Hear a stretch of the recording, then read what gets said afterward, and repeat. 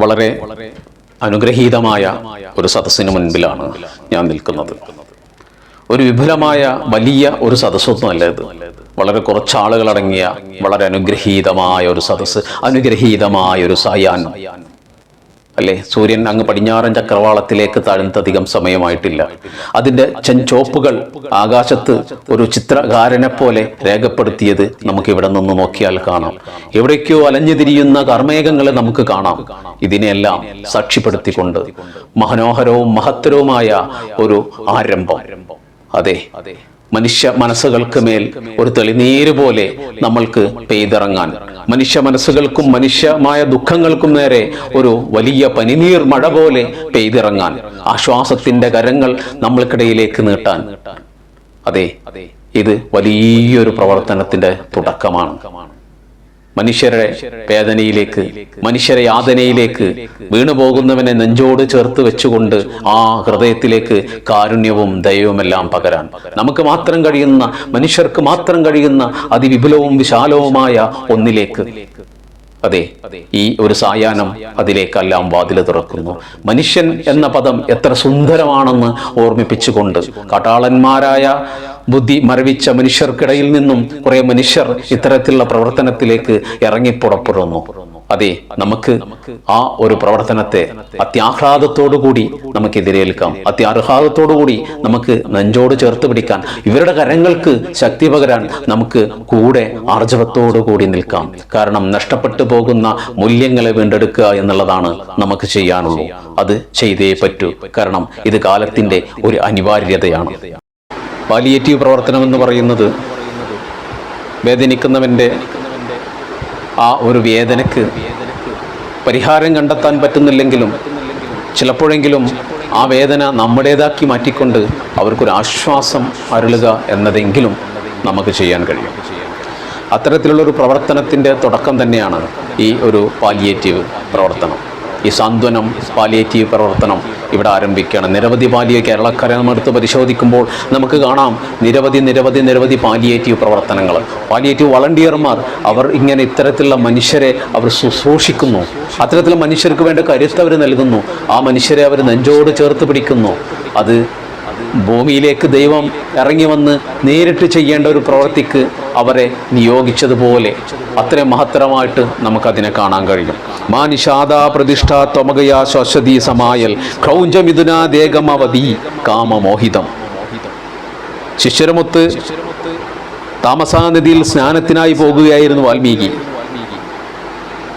വേദനാജനകമായ ഒരു കാഴ്ച കണ്ടുകൊണ്ട് വാൽമീകിയുടെ ഹൃദയം വിണ്ട് കീറിപ്പോയി എന്നുള്ളതാണ്.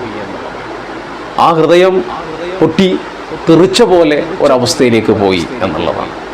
ആ വേദനാജനകമായ കാഴ്ച എന്ന് പറയുന്നത് ഒരു വേടൻ ക്രൗഞ്ചവിധനങ്ങളിൽ ആൺപക്ഷിയെ അമ്പെയ്ത് വീഴ്ത്തുന്നതാണ്.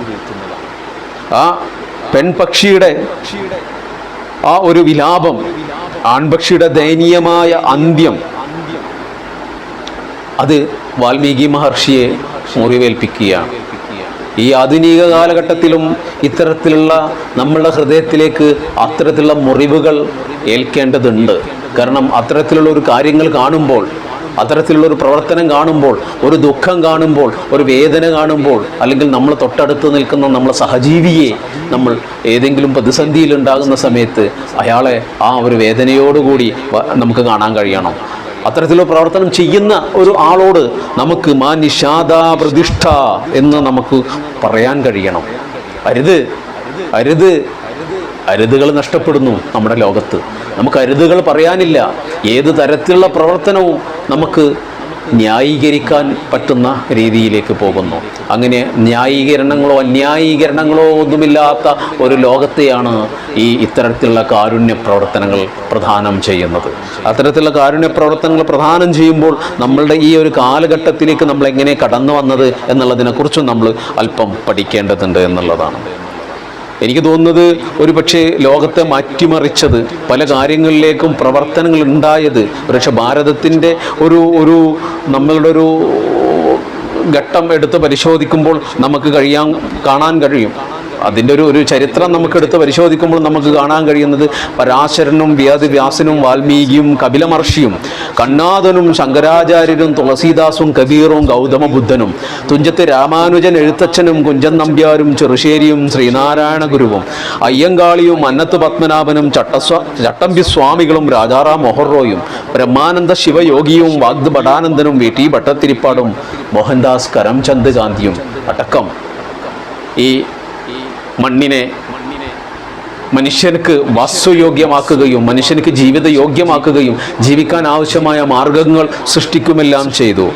അതിൽ നമുക്ക് പലപ്പോഴും പല ആളുകളെയും നമുക്ക് തമസ്കരിക്കാൻ കഴിയില്ല. അയ്യങ്കാളിയെപ്പോലെയുള്ള മനുഷ്യൻ റോഡിലൂടെ നടക്കാൻ വേണ്ടി വിദ്യാഭ്യാസത്തിന് വേണ്ടിയെല്ലാം പൊരുതി ആ ഒരു വ്യവസ്ഥിതിയെ മാറ്റിമറിച്ചു. രാജാറാം മോഹൻ റോയ് അദ്ദേഹം സതി നിർത്തലാക്കിയ സമയത്ത് അദ്ദേഹത്തിനെതിരെ ആ നാട്ടിലെ സ്ത്രീകൾ സമരം ചെയ്തു, മുദ്രാവാക്യം ചെയ്തു, ആ ഗവൺമെന്റിനെതിരെ മുദ്രാവാക്യം ചെയ്തു. ഈ സതി വേണമെന്ന്. സതിയിൽ ഏറ്റവും കൂടുതൽ പീഡനം അനുഭവിച്ചിരുന്ന സ്ത്രീകളായിരുന്നു. പക്ഷെ ആ സ്ത്രീകൾ തന്നെയാണ് അതിനെതിരെ ഞങ്ങൾക്ക് സതി ആവശ്യമുണ്ട്, അത് നിർത്തലാക്കരുത് എന്ന് പറഞ്ഞ് സമരം ചെയ്തത്. അന്ധമായ ഒരു കാഴ്ചപ്പാടിൻ്റെ അന്ധമായ ഒരു അവസ്ഥയിൽ നിന്നും അവരെ കരകയറ്റാൻ ശ്രമിക്കുമ്പോൾ അതിൽ നിന്ന് കരകയറാൻ തയ്യാറില്ലാത്തൊരവസ്ഥ. അത് ഇങ്ങനെയാണ് അതിനെ സൂചിപ്പിക്കുന്നത്.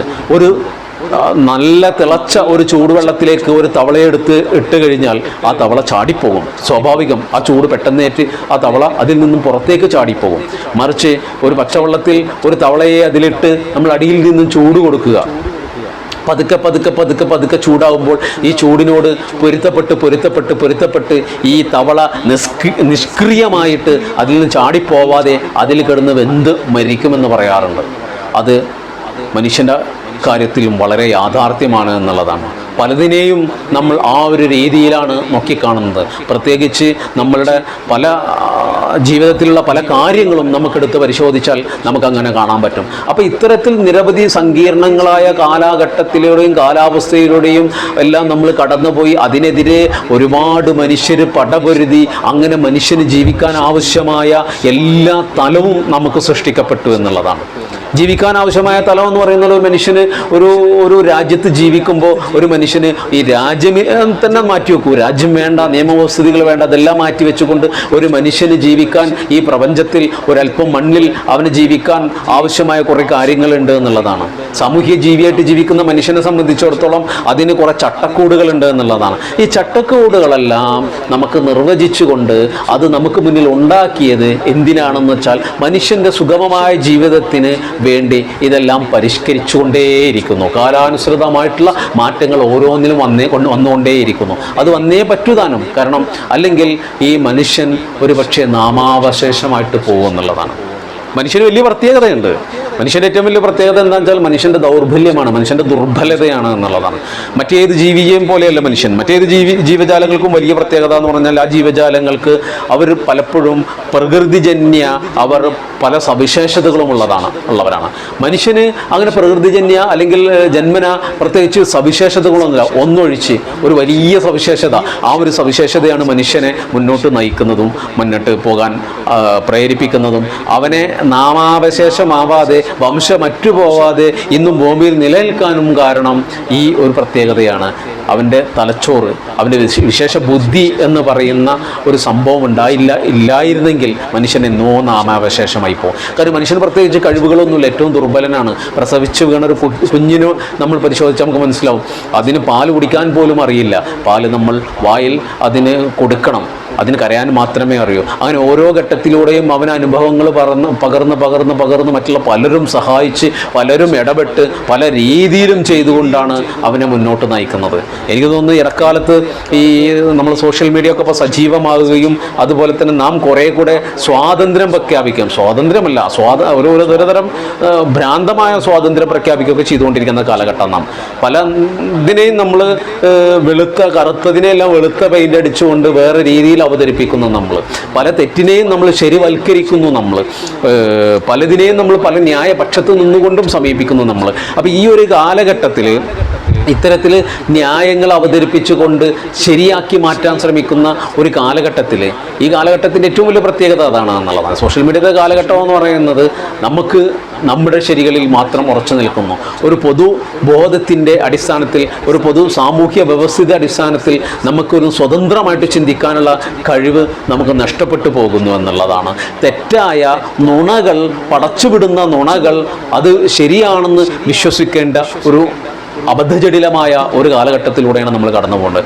ഈ നമ്മളുടെ പ്രസിദ്ധമായൊരു വാക്കുണ്ട് ബുദ്ധൻ ഗൗതമ ബുദ്ധൻ പറയുന്നൊരു വാക്കുണ്ട്, എന്ത് നിങ്ങൾ കേട്ട് കഴിഞ്ഞാലും നിങ്ങൾ അത് ഞാൻ പറഞ്ഞതാണെങ്കിലും ശരി, നിങ്ങൾ യുക്തി കൊണ്ട് ചിന്തിച്ചുകൊണ്ട് അതിൻ്റെ ശരി തെറ്റുകൾ മനസ്സിലാക്കിക്കൊണ്ട് നിങ്ങൾ യുക്തിബോധത്തിന് നിരക്കുന്ന രീതിയിൽ അതിനെ വിശകലനം ചെയ്തുകൊണ്ട് വേണം നിങ്ങൾ അതിനെ സ്വീകരിക്കാൻ. അല്ലെങ്കിൽ നിങ്ങളെ യുക്തിബോധത്തിന് നിരക്കാത്തതാണെങ്കിൽ നിങ്ങൾ അതിനെ തിരസ്കരിക്കണമെന്ന് ഗൗതമ ബുദ്ധൻ പറയുന്നുണ്ട്. ബുദ്ധൻ്റെ ഈ വാക്കുകൾ എടുത്ത് പരിശോധിച്ചാൽ ഈ ഏറ്റവും ആധുനികമായ ഈ ഒരു കാലഘട്ടത്തിൽ വിദ്യാഭ്യാസവും വിവരവും അറിവും സാങ്കേതിക വിദ്യകളും ലോക പരിജ്ഞാനവും ഈ പ്രപഞ്ചത്തെക്കുറിച്ചുള്ള കൂടുതൽ പരിജ്ഞാനവുമെല്ലാം നേടിയ മനുഷ്യൻ കൂടുതൽ കാപഢ്യങ്ങളിലേക്കും കൂടുതൽ അറിവില്ലായ്മയിലേക്കും കൂടുതൽ വിഡ്ഢിത്തങ്ങളിലേക്കും തലച്ചോറ് ഒട്ടും ഉപയോഗിക്കാത്ത ഒരു സമൂഹമായിട്ട് മാറുന്നൊരവസ്ഥയിലേക്കൊക്കെ പോകുന്നു എന്നുള്ളതാണ്. പലതും അന്ധമായിട്ട് വിശ്വസിക്കുന്നു, പലതിനെയും നമ്മൾ അന്ധമായിട്ട് എതിർക്കുന്നു. പക്ഷേ മിതത്വം എന്ന് പറയുന്നത് അതിനെ ശരാശരി നമ്മളതിനെ പഠനം നടത്തി അല്ലെങ്കിൽ അതിനെക്കുറിച്ചൊന്ന് ചെറുതായിട്ടൊന്ന് ആലോചിക്കെങ്കിലും ചെയ്തിട്ട് നമുക്ക് സംസാരിക്കാനോ നമ്മൾക്ക് പ്രവർത്തിക്കാനോ കഴിയാത്തൊരവസ്ഥയിലേക്ക് നമ്മൾ പോകുന്നുണ്ട്.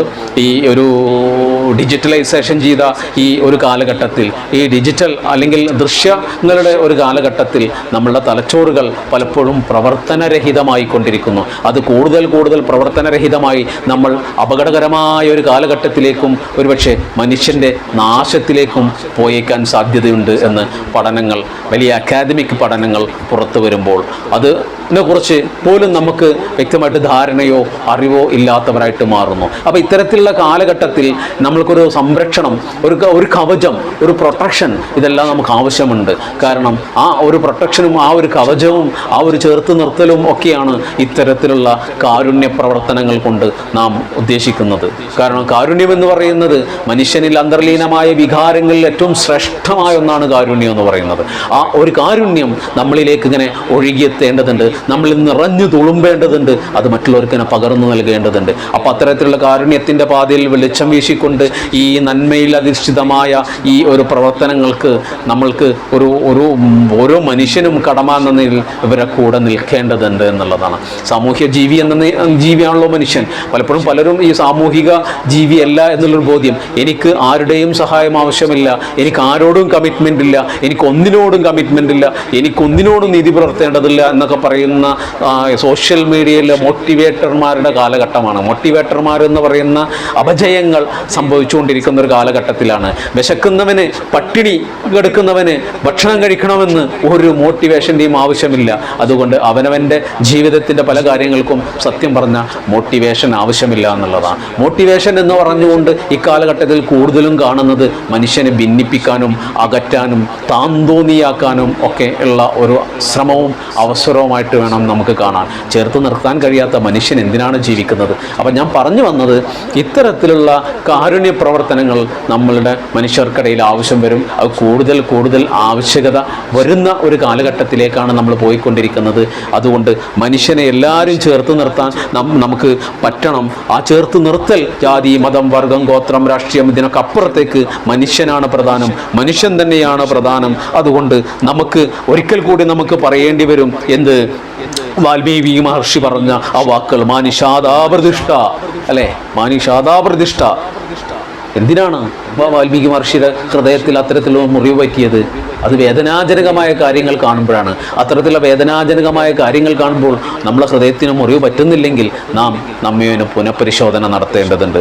അതുകൊണ്ട് തന്നെ നമുക്ക് എന്ത് ചെയ്യാം? നമ്മളുടെ ഹൃദയത്തെ ശുദ്ധീകരിക്കുകയും നമ്മുടെ ഹൃദയത്തിൻ്റെ വാതിലുകളെല്ലാം ഒന്ന് തുറന്ന് നമ്മൾക്ക് ശുദ്ധമായ വെളിച്ചവും വായുവും എല്ലാം സ്വീകരിക്കാം. തീർച്ചയായിട്ടും പ്രിയമുള്ളവരെ, ഈ ഒരു സാന്ത്വനം, പാലിയേറ്റീവ്, ഇതൊരു തുടർച്ചയാണ്. കാലഘട്ടത്തിൻ്റെ അനിവാര്യത പോലെ നമ്മളെ ജീവിതത്തിലൂടെയും കടന്നു പോകേണ്ട പല വിഭിന്നങ്ങളായ ഘട്ടങ്ങളുണ്ട്. ഓരോ ഘട്ടത്തിലും പലപ്പോഴും കാരുണ്യ പ്രവർത്തനങ്ങൾ, ഇത്തരത്തിലുള്ള പാലിയേറ്റീവ് പ്രവർത്തനങ്ങൾ കൊണ്ട് എനിക്ക് തോന്നുന്നു വാർദ്ധക്യ സഹജമായ അസുഖങ്ങൾ പോലും ബുദ്ധിമുട്ടുന്നവർ, വാർദ്ധക്യമെന്ന് പറയുന്ന ആ ഒരു വലിയ ഘട്ടത്തിലൂടെ കടന്നു പോകുന്ന മനുഷ്യർക്ക് അവരെ ശുശ്രൂഷിക്കാനും അവർക്ക് വേണ്ട സേവനങ്ങൾ ചെയ്യാനും ആണ് ഏറ്റവും വലിയ രീതിയിൽ കഴിയുന്നതെന്ന് എനിക്ക് തോന്നുന്നത്. അത് വലിയൊരു കാര്യം തന്നെയാണ്. കാരണം മനുഷ്യൻ്റെ ആ ഒരു വേദനാജനകമായ ഒരു കാലഘട്ടത്തെ നമ്മൾക്ക് ഒരു സാന്ത്വനം പകർന്നുകൊണ്ട്, ആ വേദനയെ കുറച്ചുകൊണ്ട് അവർക്കൊരു ആശ്വാസം പകർന്നുകൊണ്ട് മുന്നോട്ട് പോകാൻ കഴിയുമ്പോൾ സ്വർഗതുല്യമായ ഭൂമിയിലേക്ക് ദൈവം നേരിട്ട് വന്ന് ചെയ്യേണ്ട ആ പ്രവർത്തനം ചെയ്യുന്ന ദൈവത്തിൻ്റെ പ്രതിപുരുഷന്മാരായിട്ട്, പ്രവാചകന്മാരായിട്ട് ഓരോ മനുഷ്യനും മാറുകയും അതിൻ്റെ ഔന്നത്യത്തിലേക്ക് ഉയരുകയും ആ ഒരു പുഞ്ചിരിയുടെ ആ മേമ്പൊടിയോടുകൂടി, ആ സാന്ത്വനത്തിൻ്റെ ഒരു സ്പർശനത്തോടുകൂടി നമുക്ക് മനുഷ്യരെ സമീപിക്കാം. മാനുഷാദാ പ്രതിഷ്ഠാ ത്വകമയാ ശാശ്വതീ സമായൽ ക്രൗഞ്ചമിഥുനാദേഗമാവതീ കാമമോഹിതം. ഇത്രമാത്രം പറഞ്ഞുകൊണ്ട് ഈ ഒരു സാന്ത്വനം പാലിയേറ്റീവ് പരിപാടിയുടെ ഈ ഒരു തുടർച്ച ഉണ്ടാവട്ടെ എന്നും പറഞ്ഞുകൊണ്ട് ഇതിൻ്റെ ഒരു ഔദ്യോഗികമായ ഉദ്ഘാടനം നിർവഹിച്ചതായി പറഞ്ഞുകൊണ്ട്, ഇതിൻ്റെ ഒരു ഔപചാരികത ഒട്ടുമില്ലാതെ തന്നെയുള്ള ഒരു ഉദ്ഘാടനം നിർവഹിച്ചതായി അറിയിച്ചുകൊണ്ട് എൻ്റെ ഹൃദ്യമായ ഒരു അഭിവാദ്യങ്ങൾ നിങ്ങൾക്ക് ഏവർക്കും അർപ്പിച്ചുകൊണ്ട് ഞാൻ നിർത്തുന്നു. എല്ലാവർക്കും നന്മയിൽ അധിഷ്ഠിതമായ നാളുകൾ ഉണ്ടാകട്ടെ എന്ന് മാത്രം പറയുന്നു. നന്ദി, പ്രിയമുള്ളവരെ.